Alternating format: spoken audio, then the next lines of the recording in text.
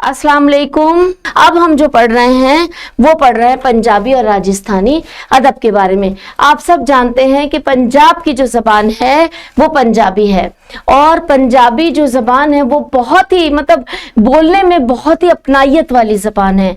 बिल्कुल आपस में जब ये लोग बात करते हैं तो पंजाबी तो इस कदर अपनाइयत की इतनी अपनी ज़बान लगती है। तो पंजाबी एक ऐसी ज़बान है जो रंगारंग ज़बान है और इसको दो तरह के रस्मुल ख़त स्क्रिप्ट गुरमुखी और फारसी में लिखा जाता रहा। अब तक जो फारसी ज़बान में अदब तख्लीक होता रहा, अब तक का मतलब जब तक हम जिस सदी की इसमें बात कर रहे हैं, हम इसमें बात कर रहे हैं मिडीवल इंडिया की, हम इसमें बात कर रहे हैं 1707 तक की बात कर रहे थे, जिसमें बहादुर शाह जफर मैंने बताया था आखिरी मुगल बादशाह थे। फिर फारसी जो थी वो सरकारी ज़बान थी, फिर लश्कर आने शुरू हुए, फौजें बनना शुरू हुई तो उर्दू ज़बान वजूद में आई।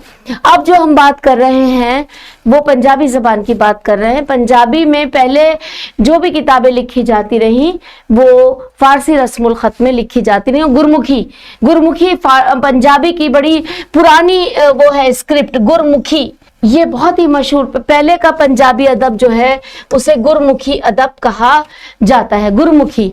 तो याद रखिएगा। फिर आहिस्ता आहिस्ता पंजाबी ज़बान तरक्की करती जाए। जो सिखों की जो हमारे भाइयों की, हमारे सिखों की जो मुक़द्दस किताब है, जो गुरु ग्रंथ है, वो भी वैसे तो वो गुरमुखी में ही है। लोगों ने बहुत उसको अपनी अपनी ज़बानों में ट्रांसलेट करने की कोशिश की है और पहले गुरुद्वारों में भी गुरमुखी में ही पढ़ा जाता था, लेकिन अब जाहिर है पंजाबी ज़बान में भी इनकी गुरु नानक जी के जो बानियाँ हैं, गुरु नानक जी की जो टीचिंग्स हैं, गुरु नानक जी की जो जितनी भी बातें हैं जो इनकी मुक़द्दस किताब गुरु ग्रंथ में हैं वो अब पंजाबी ज़बान में भी है। बल्कि अब तो देखा जाए तो गुरु ग्रंथ तो कई ज़बानों में है। जिस तरह हमारे कुरान शरीफ का तर्जुमा ट्रांसलेशन मैंने सिर्फ ट्रांसलेशन की बात की है, तफसीर और तर्जुमा, जिस तरह हमारी कुरान का तफसीर और तर्जुमा हज़ारों ज़बानों में हो चुका है। दुनिया की कोई ऐसी ज़बान नहीं है जिसमें कुरान शरीफ का तफसीर और तर्जुमा नहीं लिखा गया है समझाने के लिए। ज़ाहिर है अल्हम्दुलिल्लाह रस्मुल ख़त तो स्क्रिप्ट तो बदला नहीं जा सकता। अरबी जो रस्मुल ख़त है, अरबी जो स्क्रिप्ट है वो तो अपनी जगह रहेगा, लेकिन इसके साथ साथ जो ट्रांसलेशन है, जो तफसीर है, जो तर्जुमा है वो मुख्तलिफ ज़बानों में लिखा गया है। तो ये देख लीजिए आप कि 19वीं सदी तक गुरमुखी ज़बान रही, फिर उसके बाद गुरु ग्रंथ जो है मुख्तलिफ ज़बानों में, बहुत सी ज़बानों में गुरु ग्रंथ का तर्जुमा किया जाता रहा। और गुरु नानक पंजाबी ज़बान के पहले शायर थे। देखिए गुरु नानक जाहिर है हमारे सिख भाइयों के मजहबी रहनुमा हैं, उनको गुरु नानक जी को बहुत मानते हैं, लेकिन वो बहुत अच्छे शायर भी थे और ये जो थे ये शायरी भी करते थे। और इनकी बानियाँ, इनकी तमाम टीचिंग्स जो है, इनकी तालीमात जो है वो गुरु ग्रंथ में मौजूद हैं। इसके अलावा गुरु नानक इसके अलावा जो उस ज़माने में जो बड़े शायर थे उनमें बाबा फरीद का नाम बड़ा मशहूर है। बाबा फरीद शकरगंज रहमतुल्लाह अलैह, इनको कहा जाता था बाबा फरीद शकरगंज। ये मैं आपको बता रही हूँ, इसमें शायद ना लिखा हो शकरगंज। बाबा फरीद शकरगंज रहमतुल्लाह अलैह, इनकी भी टीचिंग्स, इनकी तालीमात भी गुरु ग्रंथ में मौजूद हैं और आदि ग्रंथ में 4 गुरुओं की शायरी भी शामिल है। तो ये तमाम तख्लीक़ात जो थी उस ज़माने में पहले ज़माने में गुरमुखी में थी, फिर पंजाबी के साथ साथ और दूसरी ज़बानों में भी इनका ट्रांसलेशन, इनका तर्जुमा किया जाता रहा।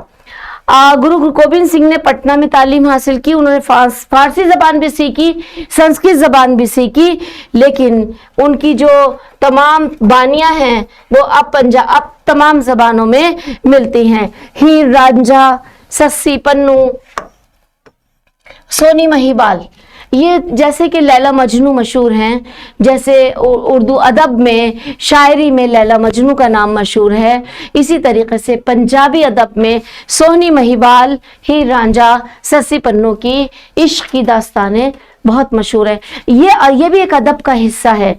हीर रांझा सस्सी पुन्नो और बताइए सोनी महिवाल।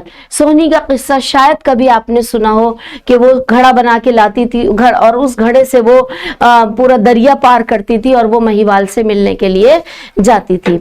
तो ये अब पता नहीं ये फिक्शन है या सच में दास्तान है, लेकिन ये एक अदब का, पंजाबी अदब का बहुत अहम हिस्सा है। तो ये याद रखिएगा कि पहले जो हमारे गुरु नानक देव जी हैं, जो हमारे सिख भाइयों के मजहबी लीडर हैं, जिनको गुरु नानक जी कहा जाता है, पहले वो फारसी जबान में गुरमुखी में लिखते थे, और उसके साथ साथ जो उनकी बानियां हैं वो गुरमुखी में मौजूद हैं, लेकिन इन तमाम ज़बानों में अब इसका ट्रांसलेशन हो चुका है। बाबा फरीद बहुत मशहूर उस ज़माने के सूफ़ी थे, और उनकी बानियाँ भी, उनकी बातें भी बहुत जगह लिखी गई हैं। दुनिया की हर ज़बान में बाबा फरीद की तालीमात मौजूद हैं। इसके अलावा जो पंजाबी अदब में मशहूर है, हीर रांझा की दास्तान है, सस्सी पुन्नो की दास्तान है, सोनी महिवाल की दास्तान है, इनके इश्क की मोहब्बत की दास्तान है, ये पंजाबी अदब का बहुत बड़ा हिस्सा है, बहुत अहम हिस्सा है। बाबा फरीद और गुरु नानक के साथ साथ एक बड़ा नाम है, एक बड़े सूफी का नाम है बुल्ले शाह। बुल्ले शाह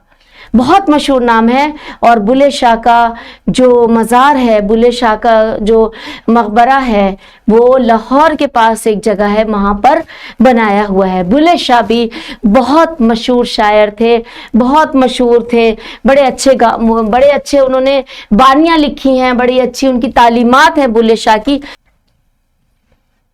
जी देखिए, आपकी किताब में भी दिया हुआ है सूफी संत बुल्ले शाह, बहुत मशहूर नाम है। जब भी हम गुरु नानक जी का जिक्र करते हैं, जब भी हम पंजाबी अदब का जिक्र करते हैं, हम बुल्ले शाह को नहीं भूल सकते। बहुत मशहूर, बुल्ले शाह के नाम के साथ बहुत मशहूर दास्तानें हैं।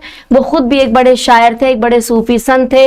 उन्होंने बड़ी तादाद में बहुत गीत लिखे हैं और बहुत ही मशहूर उस जमाने के शायर थे।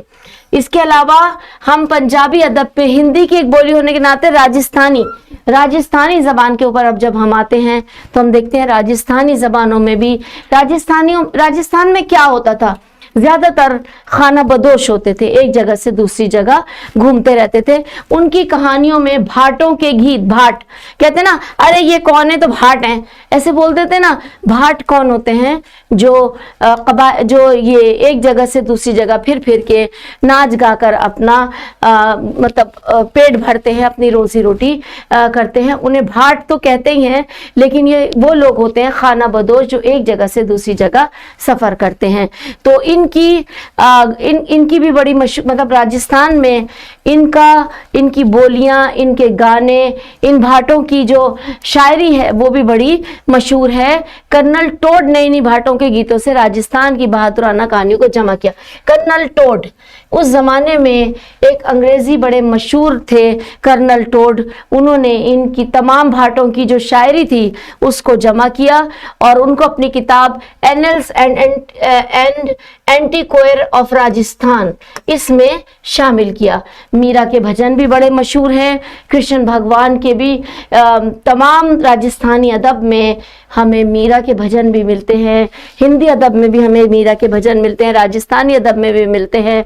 और इसके अलावा जितने भी हमारे ज़बानें हैं सब में हमको, चाहे वो हिंदी हो, गुजराती हो, राजस्थानी हो, उर्दू हो, सब में हमें मीरा के भजन के बारे में पता चलता है। सब में हमें पता चलता है कि भाट कौन होते हैं। राजस्थानी अदब अपने आप में एक बड़ा मशहूर रिच अदब है, उसके बारे में भी जब आप पढ़ेंगी तो देखेंगी कि राजस्थानी अदब को भी बड़ी उस ज़माने में तरक्की हुई। और भक्ति तहरीक देखिए, आप एक बात नोट कीजिए, शुरू से भक्ति तहरीक चली आ रही है। भक्ति तहरीक एक तरीके से सूफी संतों की तहरीक थी। तो ये कोई अलग से कोई भक्त नहीं थे, बल्कि सबके साथ मिलके जो सूफी संतों को मानते थे, जो मतलब इबादत किया करते थे, वो सारे सूफी संत भक्त कहलाते थे। तो इनकी जितने भी गाने होते थे, इनके बुल्ले शाह खुद अपने आप इतने बड़े शायर थे, उन्होंने भी बड़ी मशहूर कहावतें सुनाई हैं लोगों को, गीत गाए हैं, शायरी की है। तो उस زمانے میں ہر زبان میں ہندی، گجراتی، مراٹھی، پنجابی، کنڑ، تیلگو بھکتی تحریک نے ان زبانوں کو بڑا فروغ دیا.